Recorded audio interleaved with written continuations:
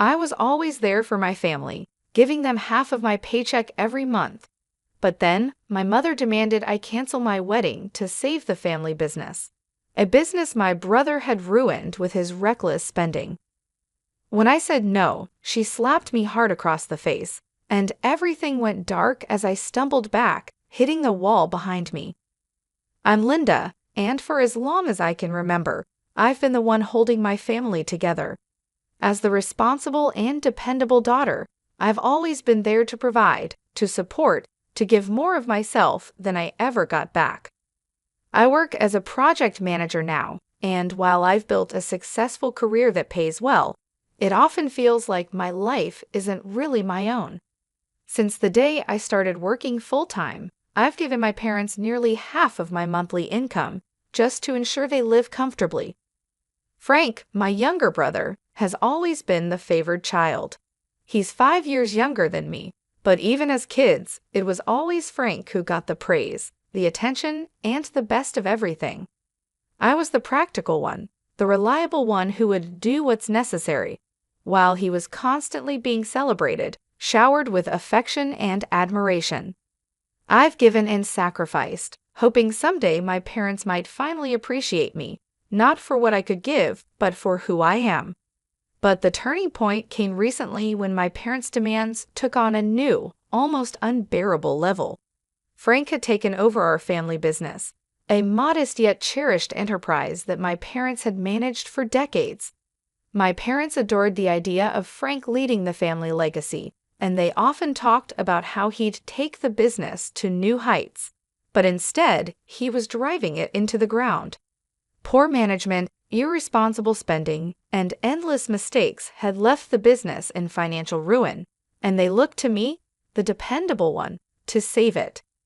Just days before my wedding, my mother called me. "Linda, we need you to help us," she said, not a hint of doubt in her voice. "The business is in trouble, and your brother?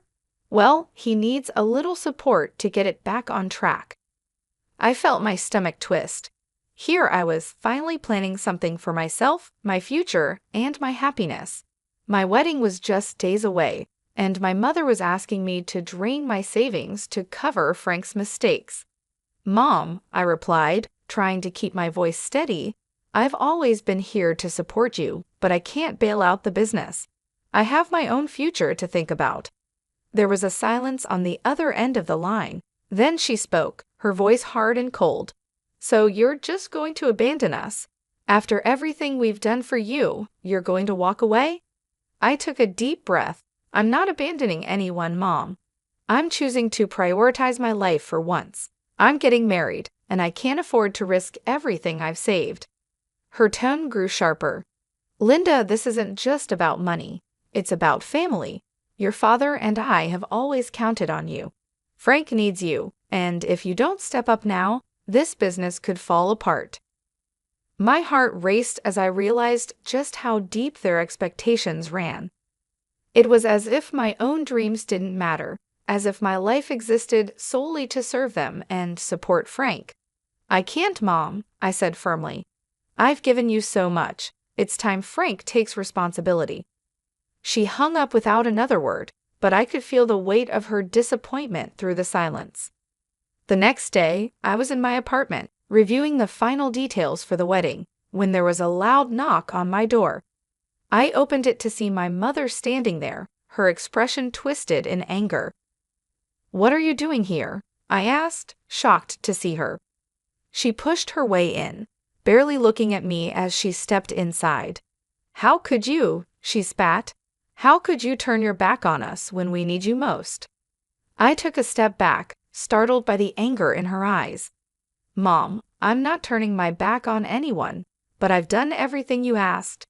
I've given you almost half my salary every month, and I'm days away from getting married. I can't throw my future away to fix Frank's mistakes." Her eyes narrowed, and before I could react, she raised her hand and slapped me hard across the face.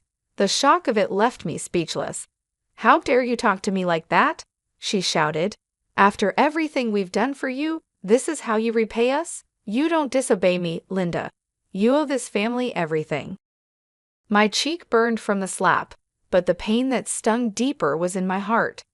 This was the moment I realized that I was nothing more to them than a provider. I had given so much of myself, but it was never enough. My sacrifices, my love, my support, it would never matter because I was never the one they truly cared about. I took a shaky breath, fighting back the tears. Mom, I can't keep sacrificing my happiness to cover for everyone else. I love you, but I'm not going to let you control my life any longer. She sneered, crossing her arms. Fine, but don't expect us to be there for you when you come crawling back. You're making a huge mistake, Linda. Don't come running to us when your selfishness catches up to you. Her words were sharp, meant to cut, but for the first time, I didn't feel the sting. Instead, I felt a strange sense of freedom, a weight lifting from my shoulders. I didn't need her approval or validation. This was my life, and I was finally taking control. After my mother stormed out, I stood there in silence, letting the weight of what had just happened settle over me. My cheek still stung from the slap, but it was nothing compared to the realization that had dawned upon me. I had been living my entire life trying to be the perfect daughter, the dependable one, the source of financial and emotional support. But in their eyes, I was only ever a means to an end. That evening, Daniel came over to help finalize some wedding plans. The moment he saw my face, he knew something was wrong. He walked over, gently holding my cheek as he examined the redness. Linda, what happened? I tried to keep my composure, but my voice shook as I explained everything. My mom, she came over, and she slapped me. She demanded that I bail out the family business with my savings, right before our wedding. Daniel's face grew dark with anger, his hands tightening as he pulled me into an embrace. Linda, you don't deserve this. You've done everything for them, and they can't just demand more and more without giving anything in return. I know, I whispered, my voice barely audible, but it's hard. I've spent my whole life trying to make them proud, to be the person they could rely on. And now it feels like they've never seen me as anything more than a source of money and support. Daniel held me, his voice soft but firm. You're not just their support, Linda. You're a person with dreams, and those dreams matter. I don't want you to feel guilty for choosing yourself this time. Those words, simple yet powerful, hit me deeply. For the first time in a long time, I felt like someone truly understood me, like someone saw me for who I was. Daniel wasn't just my partner, he was the one person who had my back unconditionally. We spent the rest of the evening together, going over the plans for our wedding, our future, and for the first time, I felt like I was taking a step forward without looking back. In the days leading up to the wedding, the messages from my mother didn't stop. Texts, voicemails, and even emails poured in, each one more intense than the last. Linda, you're making a huge mistake, one message read. When this wedding falls apart, don't expect us to welcome you back. Family comes first, and you're putting yourself above everyone else. I deleted the messages without responding. The guilt and shame she tried to instill in me no longer had the same effect. I knew that choosing myself wasn't selfish. I was finally giving myself the chance to live a life that wasn't dictated by others. The night before the wedding, my Aunt Julia called. She had heard about the fallout with my parents and wanted to check on me. Linda, she said gently, I know your mother has been saying some harsh things, but I want you to know that you're doing the right thing. You've given more than enough to this family, and you deserve to be happy. I felt a lump in my throat. Aunt Julia had always been one of the few family members who genuinely cared about me, not for what I could give, but for who I was. Thank you, Aunt Julia, I whispered, my voice heavy with emotion. It's just hard letting go of everything I've been doing for them. I keep wondering if I'm making the wrong choice. You're not, she replied. You're just finally choosing yourself, and there's nothing wrong with that. Hearing her say that made me feel a little lighter. With her and Daniel's support, I was ready to face my wedding day, knowing that I was stepping into a future I had chosen for myself. The morning of the wedding arrived, and as I prepared, a sense of calm washed over me. The usual anxiety I'd felt around family gatherings was replaced with a quiet determination. This day was mine and Daniel's, a celebration of a new chapter, one that I'd chosen. As I looked in the mirror, dressed in my gown, I felt like I was finally looking at myself, free from the weight of my family's expectations.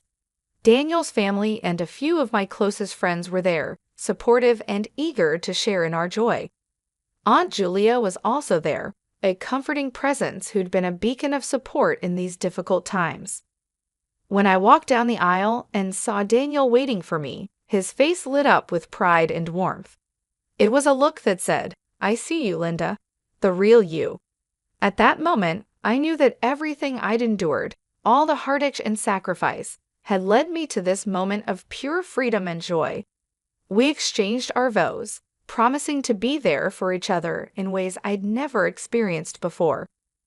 Daniel spoke about standing by my side, supporting my dreams, and seeing me for who I truly was, not just for what I could give. Those words felt like a balm, healing years of pain from feeling unseen and undervalued. After the ceremony, we moved to a small reception with just a few close friends and family. It was simple and intimate, filled with laughter, love, and genuine happiness. There were no pretenses, no expectations of what I owed to anyone. For the first time, I felt surrounded by people who celebrated me, not for the support I provided, but simply for being myself. As the reception wound down, I felt a sense of peace I hadn't known before. I realized that while my parents and Frank had chosen to distance themselves, I had chosen to start a life that was mine alone, shared only with those who truly valued me. In the days following the wedding, Daniel and I packed up and moved to Austin, eager to start fresh in a city where we could build our life without the shadows of my family's demands. But the transition wasn't without its challenges. Just days after settling into our new apartment, I received yet another message from my mother. It was blunt, harsh, and filled with accusations. "You've abandoned your family. You chose yourself over us. When things go wrong, don't expect us to be there for you." The words stung, but I read them with a newfound resilience. I knew these were the same manipulative tactics I'd faced all my life, the same guilt-laden words meant to pull me back under their control. But this time, I didn't feel the familiar pull. Instead, I felt a quiet strength, a certainty that I'd made the right choice. Daniel noticed the change in me. One night, as we sat on our balcony overlooking the Austin skyline, he wrapped his arm around me. "Linda, I'm proud of you," he said. "I know it hasn't been easy, but you've come so far. You're free from all of that now." His words were simple, but they filled me with a sense of accomplishment I hadn't realized I was craving. For years, I'd been burdened by the pressure to please my family, to be the perfect daughter, the unwavering supporter. But here I was, finally able to breathe, finally able to live for myself. Weeks turned into months, and life with Daniel felt like everything I'd ever hoped for. We talked about our dreams, our plans for the future, and our hopes of starting a family someday. Our life was simple, but it was ours, free from the toxic cycle I'd been trapped in for so long. One afternoon, I received a call from my cousin Adam. He had heard about everything that had happened, and he wanted to reach out. "Linda, I just wanted to say that I'm sorry," he said, his voice filled with genuine remorse. "I don't know why they treated you that way. You've always deserved better." Hearing those words brought a lump to my throat. I hadn't expected an apology, but knowing that someone in my family saw my struggles meant more than I could express. "Thank you, Adam," I replied softly. "It's been hard, but I'm finally in a place where I feel free." Adam's words reminded me that, while I had distanced myself from my parents, there were still people in my family who cared. Over the following months, I began to rebuild relationships with those who had always supported me: my Aunt Julia, Uncle Jacob, a few cousins, and close friends. They were the people who saw me for who I was, not just what I could give. However, my relationship with my parents remained strained. I couldn't forget the years of manipulation, the slap, or the way they had prioritized Frank over me. Every time I thought about reaching out, I remembered the pain, the endless sacrifices, and the fact that I was only valued for what I could provide. Deep down, I knew I couldn't go back to that cycle, and I accepted that my life would be better without their influence. One day, months after the wedding, I received a final message from my mother. It was simple, almost desperate. "I miss you, Linda. Please call me." I stared at the screen, feeling the familiar pull of guilt, but this time, I didn't waver. I looked around at the life Daniel and I had built, the peace and independence I had fought so hard for, and I knew what I had to do. I replied with a brief message, one that was kind yet firm. "I'm happy with the life I built. I can't go back to what it was. I need to move forward." As I pressed send, I felt a wave of closure wash over me.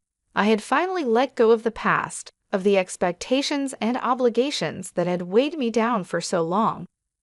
I looked at Daniel, at the life we were building, and for the first time in my life, I felt truly free. Thank you for watching. If you enjoyed this story, don't forget to give it a thumbs up, hit that subscribe button, and ring the notification bell so you never miss a new upload. We love hearing your thoughts, so please drop a comment below and let us know what you think. Your support means everything to us, and it helps us keep bringing you more amazing stories. See you in the next one.